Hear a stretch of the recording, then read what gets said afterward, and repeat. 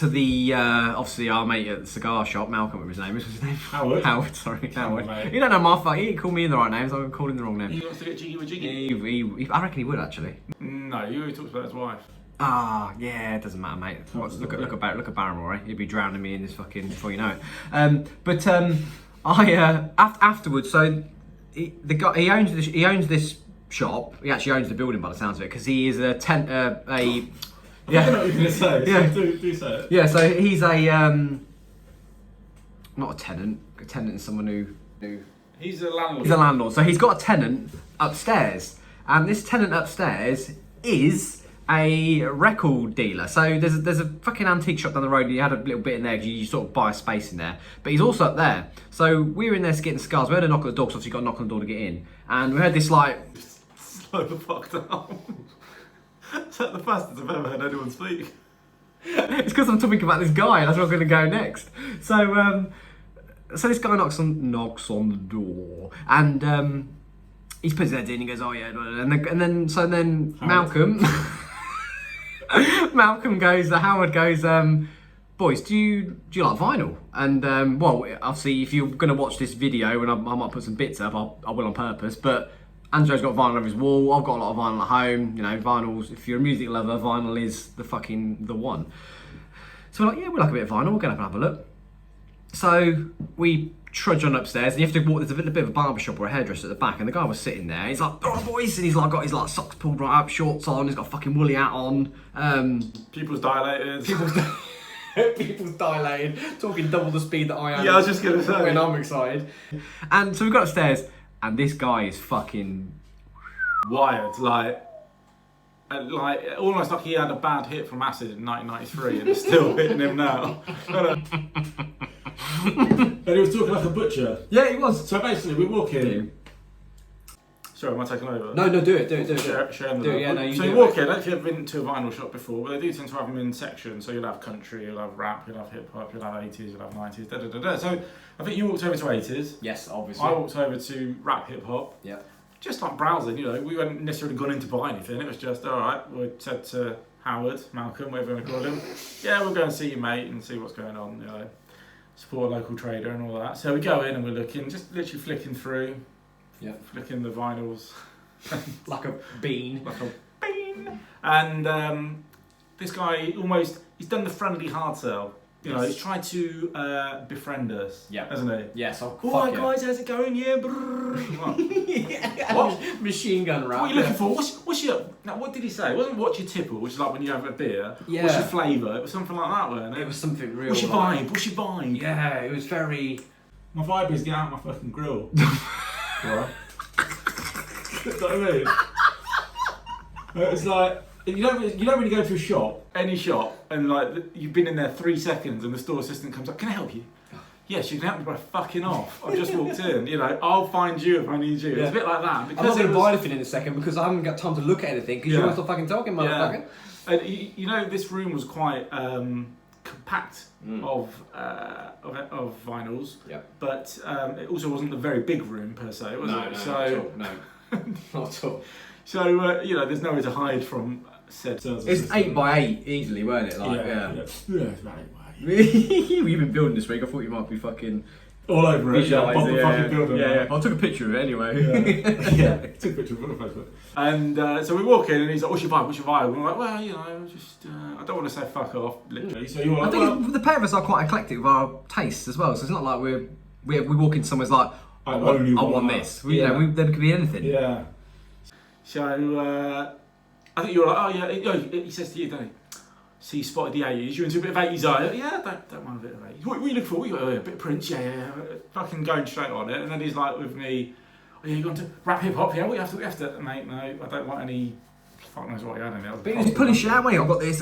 He's putting, and he handed over a Cypress Hill album, and like, which was, I probably would have had if I was actually had the, you know, if I was going in there with the desire to buy, I was just going there to be friendly. I was just trying to help fucking Malcolm X out, with his name, Howard. I was just trying to help Howard out. So, just being nice. But, yeah, but it was literally just on, and then he's like, I got this.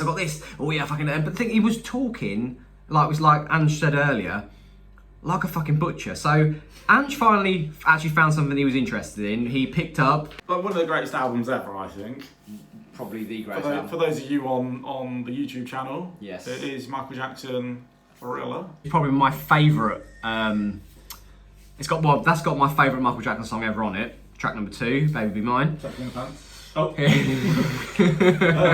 Child. So I was like, mate, the back of it is not brilliant. It's got a little blemish. There's obviously been a sticker. Someone's pulled it off a bit too rough. Yeah. And I said, you got any another one of these? Because this one does look brilliant. He goes, it's not great, is it? I was like, well, yeah, it's got a bit of a scratch on the back of it. It's not brilliant. I'll tell you what. I'll do you 15. I'll do you 15. I'll do you 10. I'll do you 10. Call it a fiver. Yeah, all right, fine. At this point, I almost felt a bit bulldozer. Yeah, but the thing is, you say that, but it was worse than that because it wasn't as plain English as that. It wasn't. It came out with a whole lot of fucking to the 7 to the 7 to the 5, and then it was like listening to fucking that pervy man in his pants from Big Brother, who did the horse racing. John McCrick is on Big Brother when he in his pants time. John McCrick, it was just like listening to that cunt. He was almost like a mixture between going to the butcher and going to an auction. Yeah, wasn't it? Totally.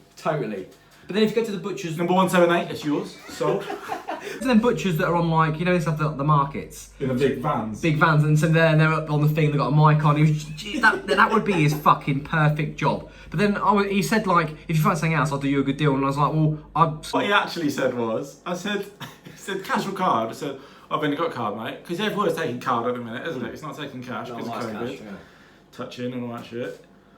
He's like, well, let's see if we can do you make a deal, because almost like, I don't want to take a fiver on card. You know what I mean? I have to fucking put that through the books. Yeah, it's going to cost me 20p. Pay tax on that. Yeah, let's see if we can do you make a deal. You know, what you got? What are you interested in? And then I'd already noticed it earlier, but I do want it, and I do like it, so I'm happy I got it. But it was a case of like, if he hadn't done that, I wouldn't have got it. Yeah. But I picked up Bruce Springsteen Born in the USA album, which is another classic album. So yeah, that's what I picked up. And so he did the same thing again, didn't he? Yeah. She's like, right, she's got two here, right, so 15, 20, come around the rear. Come around the rear. He knows me. Come around the rear, yeah, jukes with his cock in his hand. 15, I'll tell you what, we'll do 15 quid. Yeah, all right, mate. What did he say, Ange? Yeah, it's like, can we just pay and leave? But so we left, and then when we left, we got downstairs, I think I said to you, I was like, probably should have checked the quality of the fucking vinyl. Even look at the vinyl, he fucking like bazoodled, whatever you want to call it. Blind us with science. Yeah, he did, he blinded us with science, we didn't even look at the record. I haven't even looked at the record yet. So I'm going to do it right now, because I've not even played it yet. Live opening of Ange's record. So... this is it, everybody. If you're on YouTube. If you're not on YouTube, what's your YouTube channel? Cool. My YouTube channel is it's on the Jigs Views and Reviews channel, but it comes under the J.V-Clips. So go do that. Playlist. Fairness, it's just dusty, so I can do that's that. right. On one side, anyway. Yeah, microfiber cloth on that, and it'll be good. Yeah. Oh, well, there's a bit of a scratch there, so probably won't be listening to Beat It by the looks of it. And half of Billie Jean, but if nothing else, it looks nice on the walls. Them two songs are the most iconic. No, iconic, but they're the most self-pleasurable songs ever. Beat It and BJ, Billie Jean. Yeah. In my mate Tony said his boss. That was what he used to say to him. He's like, oh, did you go with that bird last night? He goes, yeah, oh, fucking, did she give you a Billie Jean? that's what he always used to say.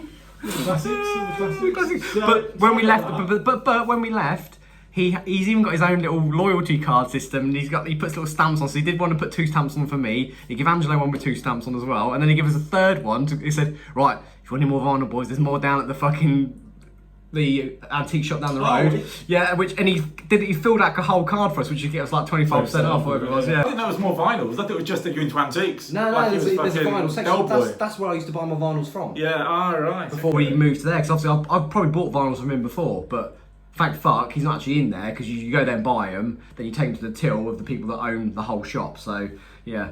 He was like a failed DJ.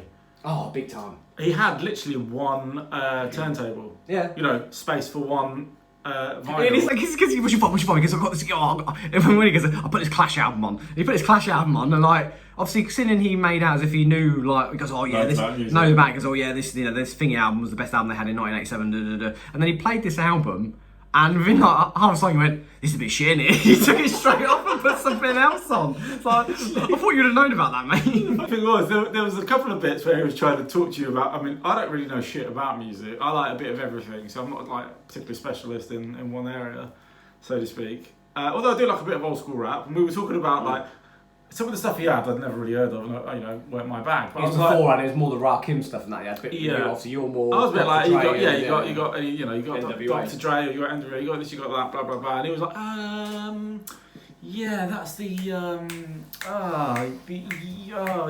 nah, the black guy. Yeah, that's the one. He swears every now and again. He talks about drugs and sex and stuff. No, I ain't got it. It's funny, trying to get that, mate. Yeah, exactly. Everything we asked for, he's like, oh no, I ain't got that. I got this though. And because I went in there, I always look for Prince albums when I go in there, because there's a few Prince albums I haven't on vinyl still, and he only had one album left that was on the wall still. And he goes, oh, I'm not even joking, mate. Literally, a guy come in, fucking yesterday, you wouldn't believe it. He came in yesterday and brought up every single Prince album I had. You wouldn't believe it. Yeah, I don't believe him, mate. What did he say? I had a poster, or so I had a book, or I had something on the wall. No, I don't know. I had a tea towel I wanked into. Yeah. I sold that too, yeah. It was something like that, wasn't it? Proper random. So, yeah, that was... Market Deepen's the place to be, isn't it? It's full of characters. Yeah. People with two names and crazy acid trip DJs yeah, from the 90s. Don't do drugs. Don't do It's drugs. The message from Drugs. They're a hell of a drug. Drugs are bad. So that was our wild trip to Market Deepen, and no doubt we'll be back. In fact, we went twice in 1 week. We did. We've dropped some fucking money on cigars in the last month, haven't we? Skip over that in case. Yeah.